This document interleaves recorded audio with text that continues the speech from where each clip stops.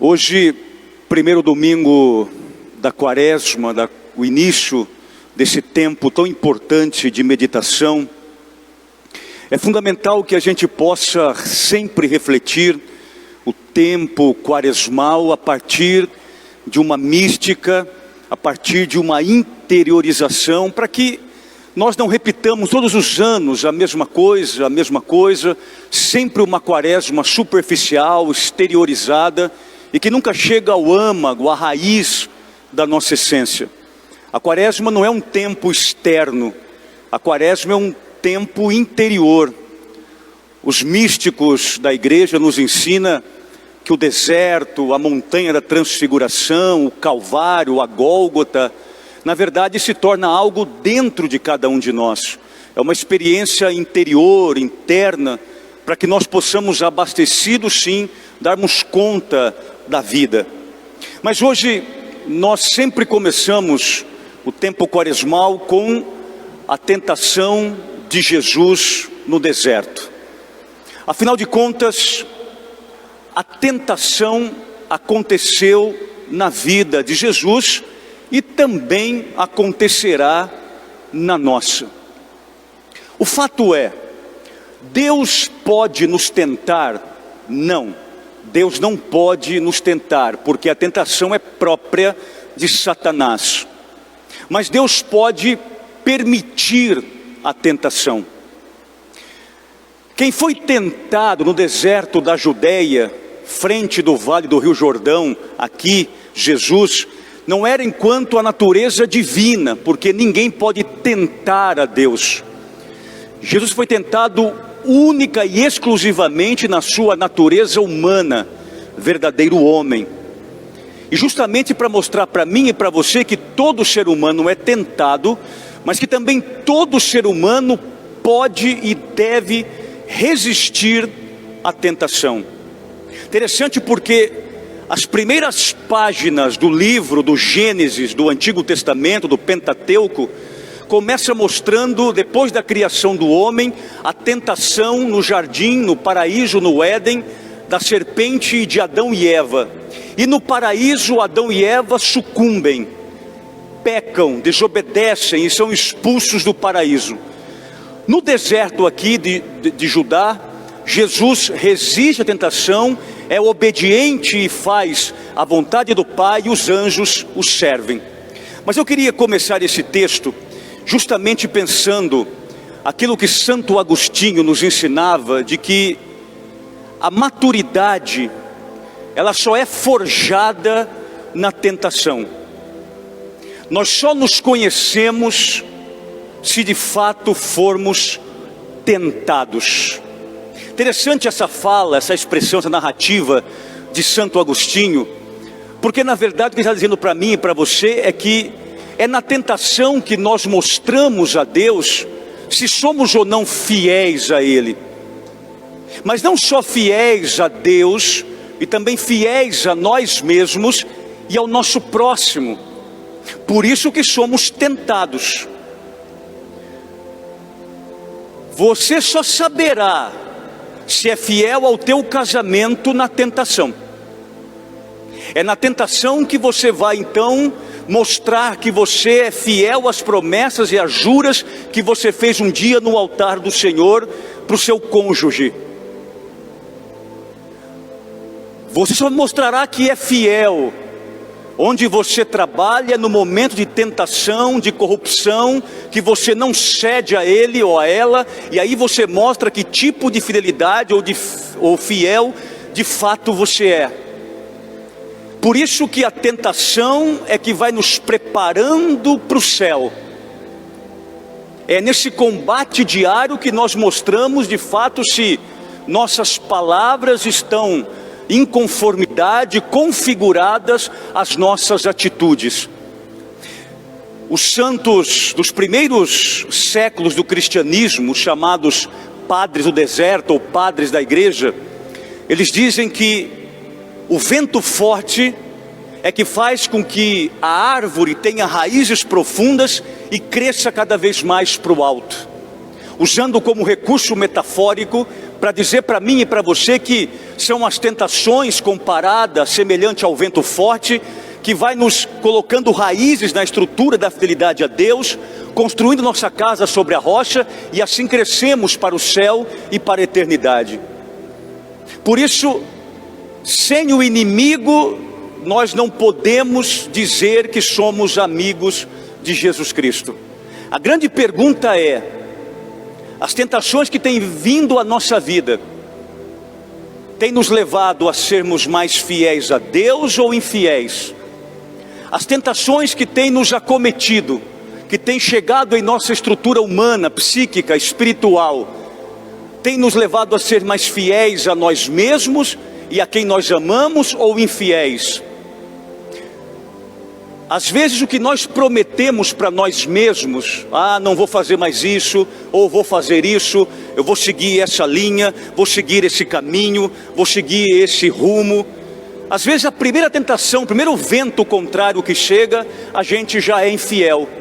A gente traça um objetivo e já sai pela tangente, já mostrando que somos infiéis.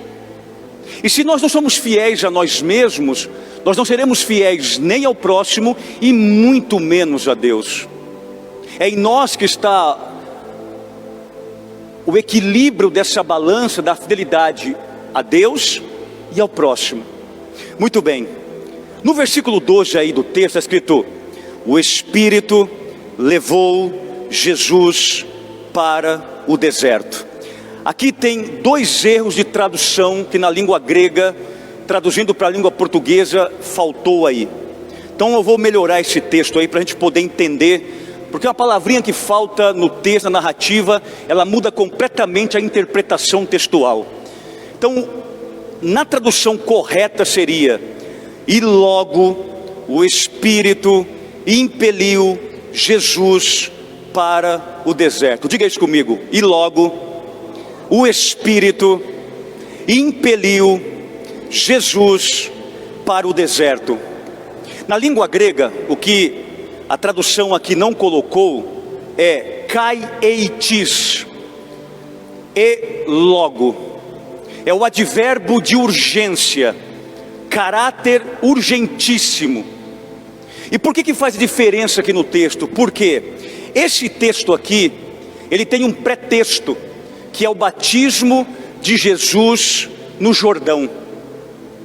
Assim que Jesus terminou de ser batizado, aí vai entrar justamente o kai eitos, que é o advérbio de urgência. Urgentemente, sem demoras, imediatamente, Jesus foi retirado do Jordão pelo Espírito Santo e foi impelido, do verbo ekbalo. Impelir significa empurrado, forçado, quase que obrigado a ir para o deserto.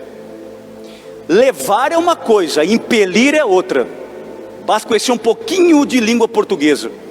Ele não foi levado pelo Espírito para o deserto. A tradução aqui é totalmente pobre.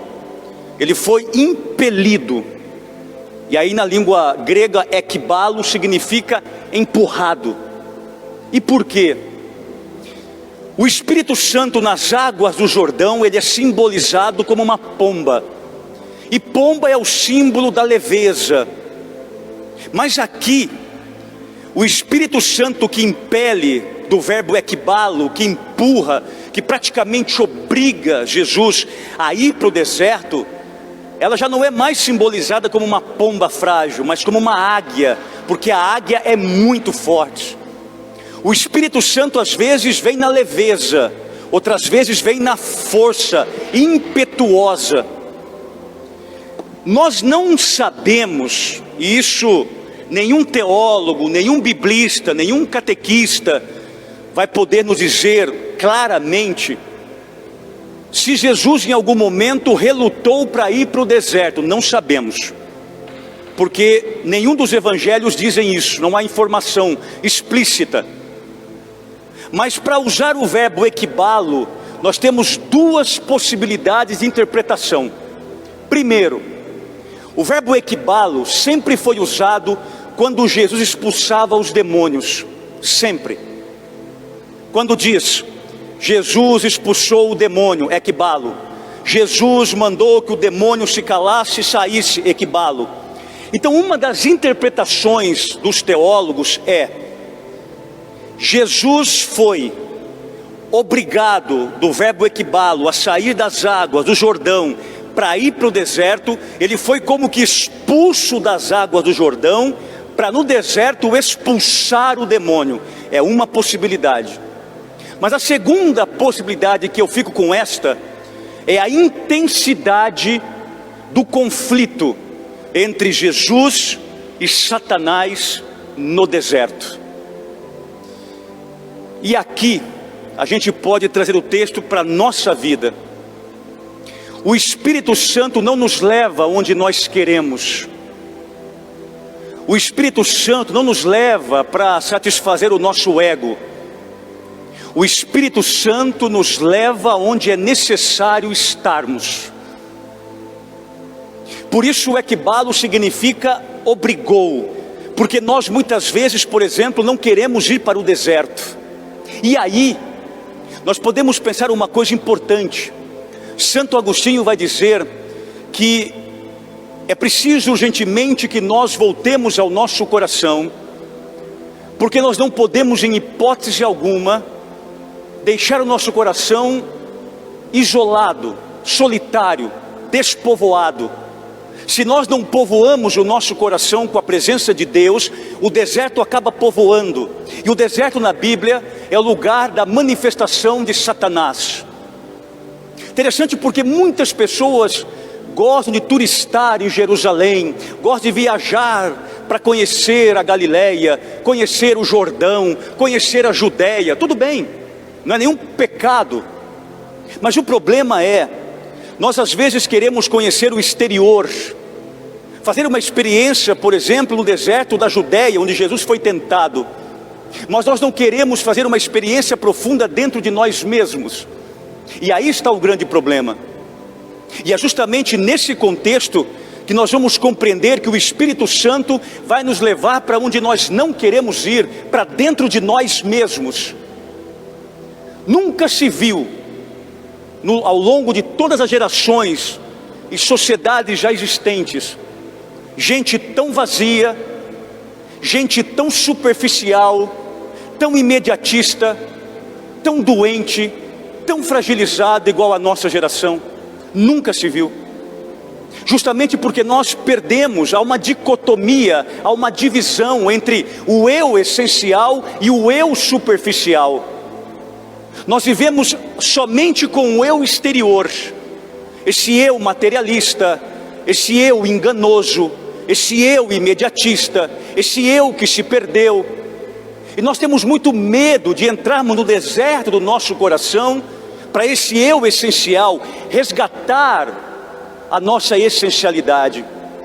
Tanto na filosofia quanto na teologia, nós compreendemos que coração é um território metafísico, onde Deus, onde a transcendência habita.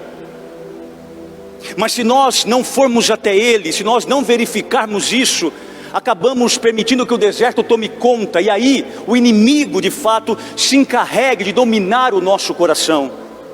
Por isso, peçamos ao Espírito Santo que nessa quaresma nos obrigue, possa nos impelir também com equibalo, nos levar ainda que obrigatoriamente para dentro de nós mesmos, para que nós possamos de fato no autoconhecimento averiguar o que se passa dentro de nós. O maior combate do ser humano não acontece fora dele. O maior inimigo nosso não está à nossa frente, mas dentro de nós mesmos. E é isso que nós pedimos ao Espírito Santo, que nos leve, ou ainda que nos obrigue a voltarmos ao nosso coração. Olha o texto, 13. E ele ficou no deserto durante 40 dias. 40, na linguagem bíblica, na simbologia do povo judeu, significa tempo completo. Por exemplo, 40 anos o povo caminhou pelo deserto. 40 dias Jesus foi tentado por Satanás. 40 é um número inteiro, um número completo, que simboliza uma geração, uma vida, uma história. Dizer que Jesus foi tentado 40 dias e 40 noites aqui, é dizer que a tentação aconteceu na vida dele até a hora da cruz, ou seja, durante toda a sua trajetória. E isso para dizer para mim e para você que nós também, semelhante a Jesus, seremos tentados todo momento da nossa vida. Não pense você que Satanás não está lá fora te esperando. Está, e eu também. Assim que encerrar a liturgia, assim que formos embora, Satanás vai nos tentar, para ver se somos fiéis à palavra, para ver se somos fiéis aos valores, para ver se somos fiéis ao Evangelho, para ver se somos fiéis aos mandamentos. Mas sobretudo porque deserto, na simbologia do coração, é aquilo que está também dentro de nós. Coração, no contexto teológico, significa vontade, liberdade, desejo. E é justamente nesse lugar, nesse espaço sagrado, que o inimigo quer nos convencer ao contrário. Antes de alguém adulterar o casamento, trair alguém, a traição começa aqui dentro. A traição começa no coração. Antes de alguém fazer qualquer coisa que seja exterior, isso já começa dentro de nós. É essa a tentação diária. Jesus foi tentado na cruz, quando um dos ladrões crucificado ao seu lado disse: se és o Filho de Deus, desce daí e tira-nos daqui também. É exatamente o que o diabo falou para Jesus, narrado por Mateus e Lucas. Se és o Filho de Deus, transforma pães e pedras. Se és o Filho de Deus, pula aí do pináculo. Novamente o diabo aparece no último momento. Por quê? Porque se Jesus descesse daquela cruz, nós iríamos para o inferno. Mas como Jesus não desceu daquela cruz, nós temos a chance do céu. E o diabo vai o tempo todo tentar nos tirar do caminho do céu. Eu já vi tanta gente bobinha, para não chamar de idiota mesmo, que o tempo todo dizem: ah, não tenho medo do diabo. Deveria ter sim. O diabo é estrategista. O diabo sabe das nossas brechas. Diabo não tem chifre, diabo não tem rabo, diabo não é vermelho, diabo não tem tridente. Isso é mitologia. Diabo é Lucífero, do latim Lucifer, luz, anjo de luz. E como o anjo é dotado de inteligência, desejo, vontade, só que tem rebeldia porque traiu a Deus. Satanás é aquele que vai esperar as tuas fragilidades, as tuas brechas, vai te sondar e te rondar o tempo todo, e sabe qual é o teu ponto fraco. Por exemplo, a pornografia. Tem tanta gente viciada nessa porcaria. Esse é o ponto fraco de muita gente, e onde o tentador trabalha. Marido viciado em pornografia, esposa, jovens, namorados, casados, noivos. Corrupção, desvio de caráter, adultério, entre tantas outras, aborto e assim por diante. E aí percebemos justamente, minha gente, tanta preocupação com o externo, tanta preocupação com o exterior, quando na verdade precisamos cuidar mesmo é do deserto interior, porque é aí que o inimigo de fato age e agirá sempre, 40 dias, sempre, sem cansar, até porque ele é anjo, anjo não cansa. Olha o texto, foi tentado. Tentado é uma palavra grega, peirasmos, que significa duas coisas para nós, na língua portuguesa. Peirasmos na língua grega, traduzindo para a língua portuguesa, é, primeiro, sedução.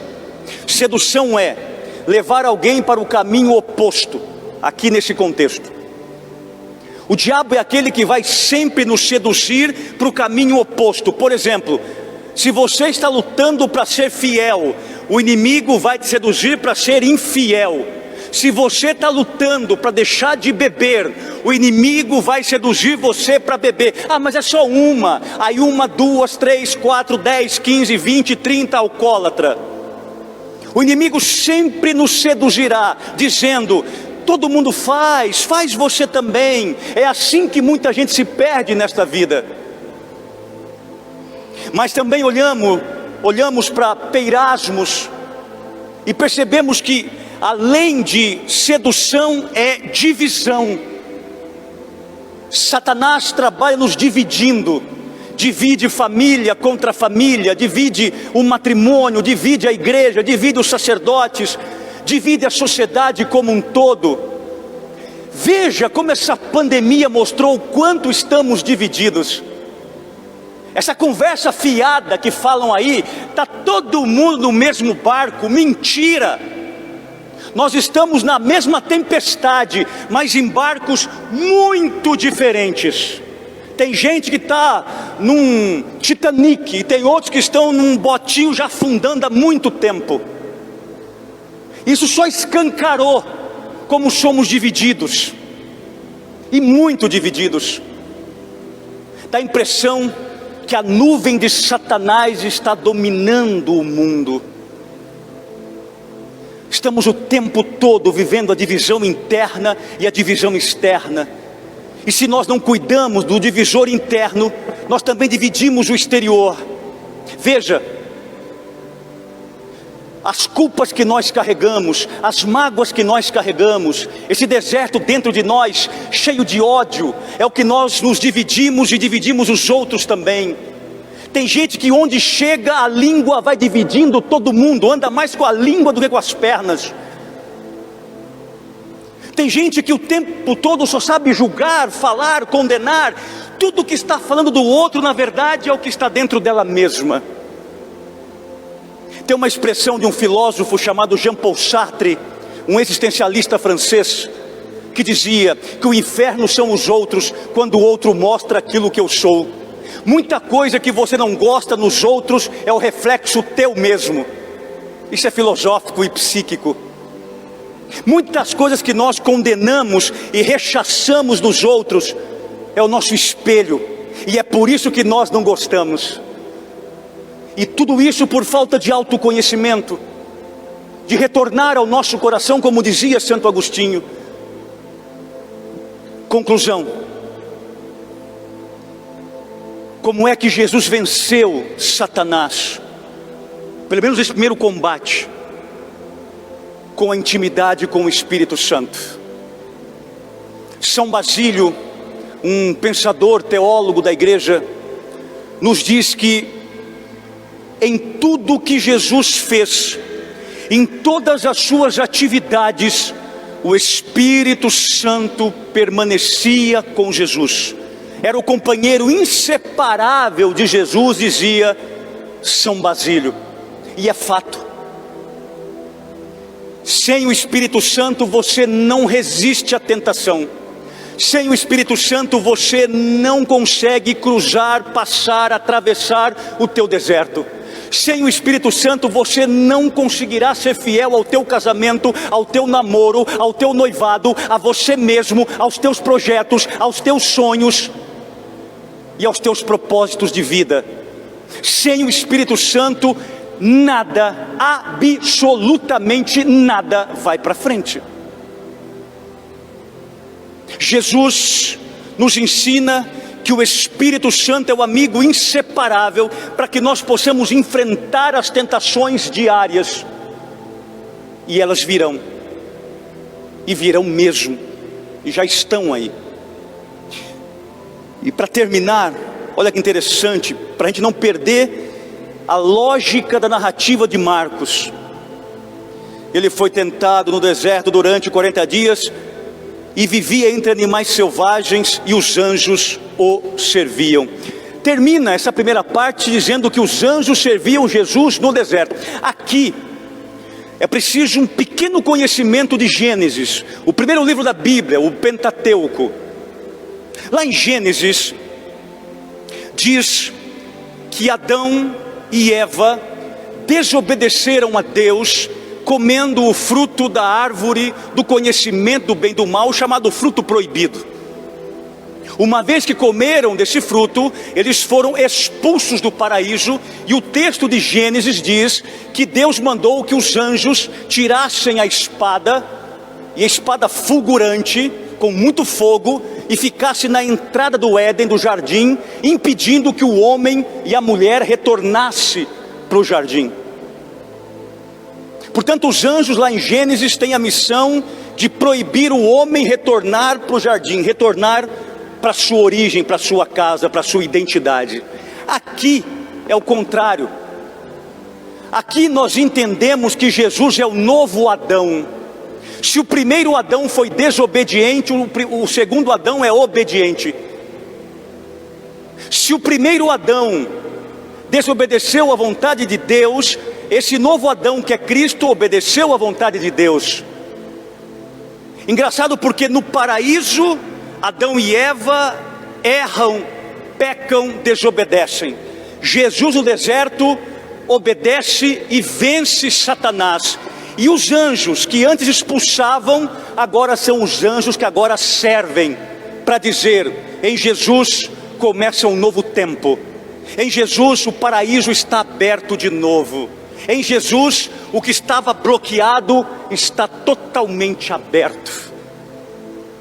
Portanto, nós temos endereço fixo, que é o céu.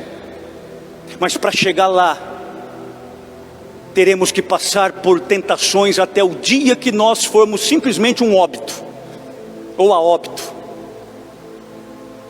Mas para chegar até lá, a ponte é a cruz, e o companheiro inseparável é o Espírito Santo. Portanto, onde Deus reina, o inimigo não persiste. Mas onde Deus não está, o inimigo faz a festa. Cuidem-se. O diabo existe, é anjo, é inteligente, conhece os teus e os meus pontos fracos, não nos assusta virando o olho e saindo baba da boca, isso tudo bobagem.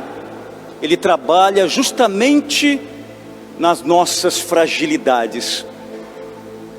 Jesus foi tentado para mostrar para mim e para você que todo ser humano também será, mas também como ele podemos resistir.